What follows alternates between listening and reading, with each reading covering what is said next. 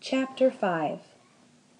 The house on Egypt Street became frantic with activity as the Tulane family prepared for their voyage to England. Edward possessed a small trunk, and Abilene packed it for him, filling it with his finest suits and several of his best hats and 3 pairs of shoes, all so that he might cut a fine figure in London. Before she placed each outfit in the trunk, she displayed it to him. "Do you like this shirt with this suit?" she asked him. "Or, would you like to wear your black derby? You look very handsome in it. Shall we pack it?" And then finally, on a bright Saturday morning in May, Edward and Abilene and Mr. and Mrs. Tulane were all on board the ship, standing at the railing. Pellegrina was at the dock. On her head she wore a floppy hat strung around with flowers. She stared straight at Edward. Her dark eyes glowed. "Goodbye," Abilene shouted to her grandmother. "I love you." The ship pulled away from the dock. Pellegrina waved to Abilene. "Goodbye, lady," she called. "Goodbye." Edward felt something damp in his ears. Abilene's tears, he supposed. He wished that she would not hold him so tight. To be clutched so fiercely often resulted in wrinkled clothing. Finally, all the people on land, including Pellegrina, disappeared. Edward, for one, was relieved to see the last of her. As was to be expected, Edward Tulane exacted much attention on board the ship. "What a singular rabbit!" said an elderly lady with 3 strings of pearls wrapped around her neck. She bent down to look more closely at Edward. "Thank you," said Abilene. Several little girls on board gave Edward deep glances full of longing. They asked Abilene if they might hold him. "No," said Abilene.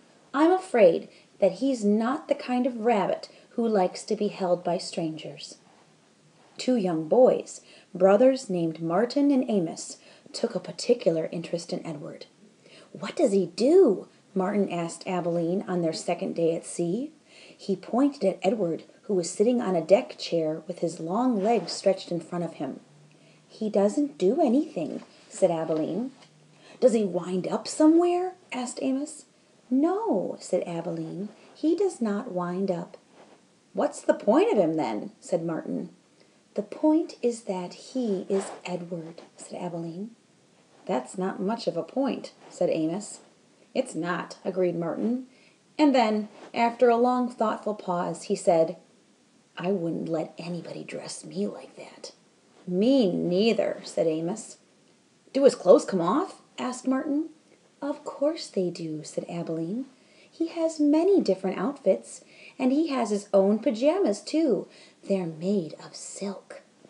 Edward, as usual, was disregarding the conversation. A breeze was blowing in off the sea, and the silk scarf wrapped around his neck billowed out behind him. On his head he wore a straw boater. The rabbit was thinking that he must look quite dashing. It came as a total surprise to him when he was grabbed off the deck chair, and first his scarf and then his jacket and pants were ripped from his body.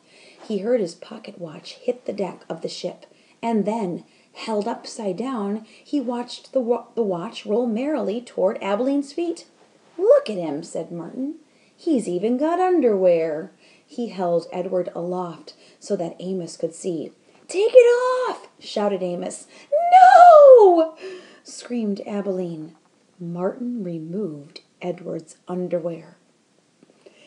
Edward was paying attention now. He was mortified. He was completely naked except for the hat on his head, and the other passengers on board the ship were looking at him, directing curious and embarrassed glances his way. "Give him to me!" screamed Abilene. "He's mine!" "No," said Amos to Martin. "Give him to me." He clapped his hands together and then held them open. "Toss him," he said. "Please," cried Abilene. "Don't throw him. He's made of china. He'll break." Martin threw Edward, and Edward sailed naked through the air. Only a moment ago, the rabbit had thought that being naked in front of a shipload of strangers was the worst thing that could happen to him. But he was wrong. It was much worse being tossed in the same naked state from the hands of one grubby, laughing boy to another. Amos caught Edward and held him up, displaying him triumphantly. "Throw him back!" called Martin.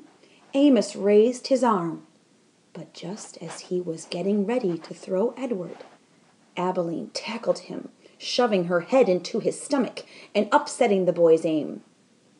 So it was that Edward did not go flying back into the dirty hands of Martin.